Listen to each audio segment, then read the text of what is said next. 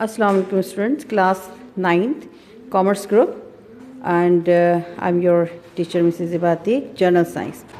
Now the lecture is about, today's lecture, it is the last topic of this chapter, vaccines. ये हमारा आखिरी topic है इस chapter का वैक्सीन के मुतालिक। इससे पहले जो हम अभी प्रीवियसली हमारा जो लेक्चर था इट वाज अबाउट एंटीबायोटिक, और इसमें हमने आपको एक्सप्लेन किया था कि व्हाट आर एंटीबायोटिक्स।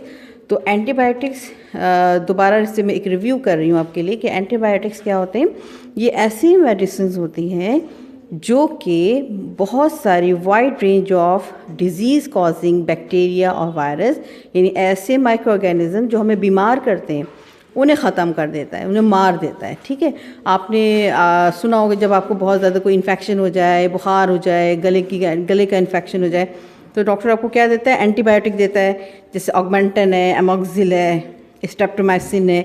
ये सब नाम किसके हैं? एंटीबायोटिक्स हैं। तो ये ऐसे मेडिसिन होते हैं जो कि हमें जो बीमार करने वाले जरासीम माइक्रो ऑर्गेनिजम्स हैं उनको मार देता है, ख़त्म कर देता है। ठीक है, अच्छा, इसका जो रिपीटेड इस्तेमाल या बहुत ज़्यादा इस्तेमाल एंटीबायोटिक का, ये भी बहुत ख़तरनाक है।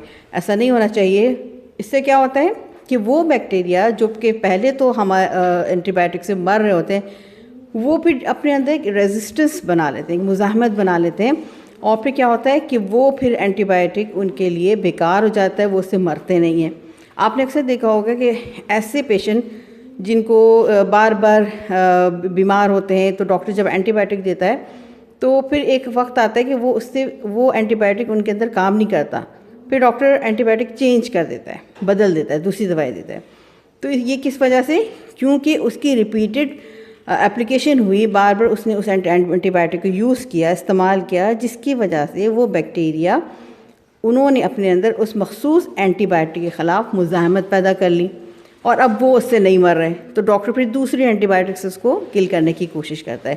तो रिपीटेड एप्लीकेशन एंटीबायोटिक की ख़तरनाक है, और बेजा हमें एंटीबायोटिक को फिजिशंस को नहीं इस्तेमाल करना चाहिए। जैसे ठीक है, हमने इसमें डिस्कस किया था कि मुख्तलिफ़ किस्म के एंटीबायोटिक्स आते हैं, सल्फा, स्ट्रेप्टोमाइसिन्स, ये सब टाइप्स ऑफ स्ट्रेप्टोमाइसिन्स है, टेट्रासाइक्लिन है, ये सब के सब एंटीबायोटिक्स हैं। ठीक, अब हम बात करते हैं वैक्सीन्स की।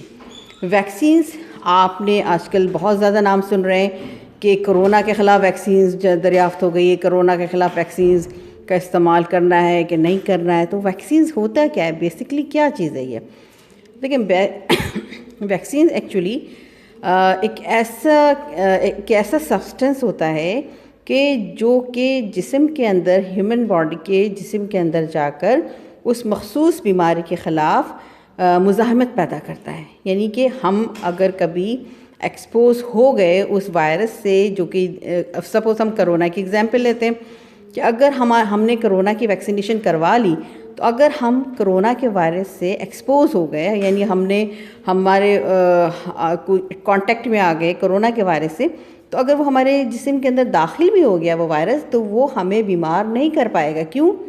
क्योंकि हमारे अंदर पहले ही से हमारी बॉडी के अंदर उस वायरस के ख़िलाफ़ लड़ने की सलाहियत मौजूद है।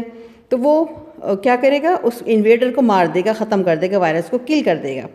तो अब बात क्या हुई, वैक्सीन क्या चीज़ होती है? वैक्सीन्स एक ऐसे केमिकल्स होते हैं जो जब हम लिविंग बॉडी के अंदर इंट्रोड्यूस करते हैं तो वो बॉडी के अंदर इम्यूनिटी प्रोवाइड करता है, यानी उस ख़ास मखसूस बीमारी के जरासीम या वायरस के ख़िलाफ़ लड़ता है और उनको ख़त्म कर देता है। दैट इज़ वाई कि जब if we are immune, if we are vaccinated, अगर हम पहले ही से किसी भी कोरोना के एग्जाम्पल ले लें आप, कि अगर हमने वो वैक्सीन लगा लिया तो अब अगर वायरस आएगा, इन्वेड करेगा, तो वो डिफीट कर जाएगा, हार जाएगा, हमें बीमार नहीं करेगा। अच्छा, एक्चुअली पहले क्या था कि वैक्सीन्स तैयार किए जाते थे, जैसे आपने देखा होगा बच्चों को वैक्सीनेशन करवाई जाती है आफ्टर द बर्थ, 5 साल तक बच्चों को वैक्सीनेशन करवाई जाती है, वैक्सीन्स दी जाती है। तो ये मुख्तलिफ़ बीमारियों के लिए दी जाती है। फॉर एग्ज़ाम्पल स्मॉल पॉक्स है, मीज़ल्स है, वुपिंग कफ्स है, टीबी, ट्यूबरक्लोसिस है। तो 5 मुख्तलिफ़ बीमारियों के ख़िलाफ़ हमारे यहाँ हर बच्चे को वैक्सीनेट कर दिया जाता है, ताकि आइंदा ज़िंदगी में अगर कभी वो इन जरासीमों से इनकी डिजीज़ कॉजिंग माइक्रोऑर्गेनिज्म से कभी इंटरेक्ट हो भी जाए तो वो बीमार ना हो, ठीक है। अच्छा, पहले वैक्सीन किस तरह से तैयार की जाती थी कि फॉर एग्ज़ाम्पल हम लें कि अगर ट्यूबरकुलोसिस यानी टीबी के ख़िलाफ़ वैक्सीन तैयार करना है तो उसके बैक्टीरिया को केमिकली ट्रीट करके बीमार करने की सलाहियत उसकी ख़त्म कर दी जाती थी और उस बैक्टीरिया को जिस्म के अंदर दाखिल कर दिया जाता था। अब हमारा जो कुदरती तौर पे इम्यूनिटी सिस्टम है यानी क़ुव्वत मुदाफ़त हम जिसको कहें, जो कुदरती तौर पे अल्लाह ने दिया है सबको, तो वो इस हमलावर के तौर पे तसव्वुर करता है, इन्वेडर के तौर पे। अब वो उसके ख़िलाफ़ प्रोटीन बॉडीज़ जिसको हम एंटीबॉडीज़ कहते हैं वो बनाना शुरू कर देता है, ठीक है। अब वो जो बैक्टीरिया दाखिल किया है वो तो उनकी केमिकल ट्रीटमेंट के थ्रू बीमार करने की सलाहियत ख़त्म कर दी गई थी, लेकिन हमारा इम्यूनिटी सिस्टम उसके ख़िलाफ़ एंटीबॉडीज़ बना देता है, ठीक। तो उस बैक्टीरिया ने तो हमें नहीं बीमार किया, लेकिन अगर खुदा न खास्ता कभी ज़िंदगी में आगे कभी हम उस टीबी के जरासीम्स के इंटरेक्शन में आ गए, वो हमारे बॉडी में दाखिल हो गया, तो हमारे अंदर पहले ही से एंटीबॉडीज़ मौजूद है, तो वो उसको मार देगा, किल कर देगा और ख़त्म कर देगा और हमें बीमार नहीं होने देगा, ठीक। तो ये बेसिक कॉन्सेप्ट है वैक्सीन का। ये तो ओल्ड तरीका था किस तरह बनाया जाए। अब हम बायोटेक्नोलॉजी के थ्रू, आपको पता है बायोटेक्नोलॉजी ऐसे मेथड्स, ऐसे नेचुरल प्रोसेस जो कि ह्यूमन वेलफेयर के लिए इस्तेमाल किया जाए उसे हम कहते हैं बायोटेक्नोलॉजी। अब बायोटेक्नोलॉजी के थ्रू क्या हो रहा है कि इन जरासीम्स के अंदर, इन बैक्टीरिया के अंदर, माइक्रो ऑर्गेनिजम्स के अंदर प्रोटीन साइट्स होती हैं, तो इन प्रोटीन साइट्स को लेकर दूसरे नॉन पैथोजेनिक बैक्टीरिया में इंजेक्ट कर दिया जाता है और वो उसी प्रोटीन साइट से वैक्सीन तैयार कर देते हैं, वो वैक्सीन प्रोड्यूस कर देते हैं, फिर वो हम डायरेक्ट लेके वैक्सीन बॉडी में इंजेक्ट कर देते हैं। ये आजकल का मॉडर्न तरीका ऑफ प्रिपरेशन वैक्सीन है थ्रू बायोटेक्नोलॉजी के। Now first come that what is, हमारा जो अक्सर क्वेश्चन आता है वो ये होता है कि how vaccines have been saving the lives of millions, किस तरह से वैक्सीन्स मिलियंस इंसानों की ज़िंदगी बचा रहा है, ठीक। जैसे अभी हम बहुत ही बेसब्री से इंतज़ार कर रहे हैं कि कोरोना वायरस के ख़िलाफ़ वैक्सीन आए ताकि हम महफूज हो जाएं इस वायरस से, जो कि अभी मिलियंस ऑफ लाइफ कॉस्ट कर रहा है। अच्छा, vaccines are used to make people immune to an infectious organism so they do not become ill when expose to it, ठीक है। ये डेफिनेशन है वैक्सीन्स की, यानी ऐसी चीज़ें, इम्यूनिटी कहते हैं क़ुव्वत मुदाफ़अत, लड़ने की सलाहियत, जिस्म की जरासीम या बीमारियों के ख़िलाफ़ लड़ने की सलाहियत को हम इम्यूनिटी सिस्टम कहते हैं, ठीक है। तो ये वैक्सीन्स हो गए। अच्छा, अब biotechnological method of vaccines preparation.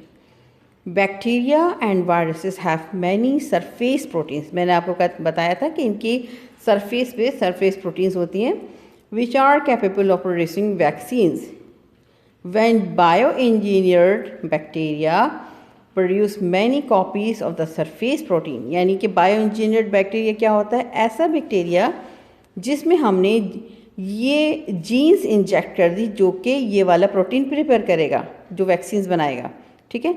तो इसको हम कहते हैं बायो इंजीनियर्ड बैक्टीरिया। तो when bio engineered bacteria produce many copies of the surface protein, जो बहुत सारी सरफेस प्रोटीन्स बना लेता है, तो ये कॉपी हम एज ए वैक्सीन के इस्तेमाल करते हैं। These copies can be used as vaccines. So, what is the definition? How they are saving our life, or how the vaccines are prepared? Bacteria and viruses have many surface protein which are capable of producing vaccines. Okay, examples क्या है vaccines की? For example, hepatitis B, जिसको आप jaundice कहते हैं, यरकान कहते हैं, पीलिया कहते हैं, hepatitis B के ख़िलाफ़ vaccines available हैं। पोलियो के लिए वैक्सीन, जो कि आप देखते हैं कि पोलियो की वैक्सीन हुकूमत बहुत ज़्यादा, गवर्नमेंट हमारी कहती है बच्चों को polio vaccine पिलाएं, polio vaccine पिलाएं।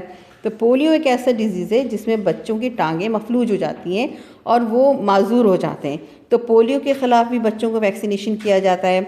Whooping cough, यानी जिसको आप उर्दू में काली खांसी कहते हैं, बहुत ज़्यादा शदीद खांसी होती है वूपिंग कफ, तो वूपिंग कफ के ख़िलाफ़ भी वैक्सीन अवेलेबल हैं। मीज़ल्स यानी खसरा जिसको कहते हैं, इसमें chicken pox and other measles आते हैं। And mumps are giving to the children in early stage. मैंने आपको पहले कहा था कि बच्चों को हमारे यहाँ 5 साल की उम्र तक इनको इन बीमारियों के ख़िलाफ़ वैक्सीनेशन की जाती है। ठीक है, तो ये तो कंपल्सरी हर वैक्सीनेशन हर बच्चे को की जाती है।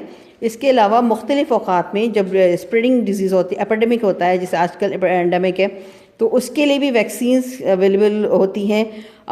कुछ जिनकी तो डिस्कवरी हो चुकी है, फॉर एग्ज़ाम्पल टाइफाइड की भी वैक्सीन है। कुछ वैक्सीन्स लॉन्ग लाइफ होती हैं, यानी पूरी ज़िंदगी के लिए, और कुछ का जो टाइम पीरियड होता है, कोई 2 साल 3 साल के लिए काम करता है। तो ये जो बच्चों को हम वैक्सीनेशन करते हैं, ये पूरी ज़िंदगी के लिए इनकी लाइफ टाइम वैक्सीनेशन है।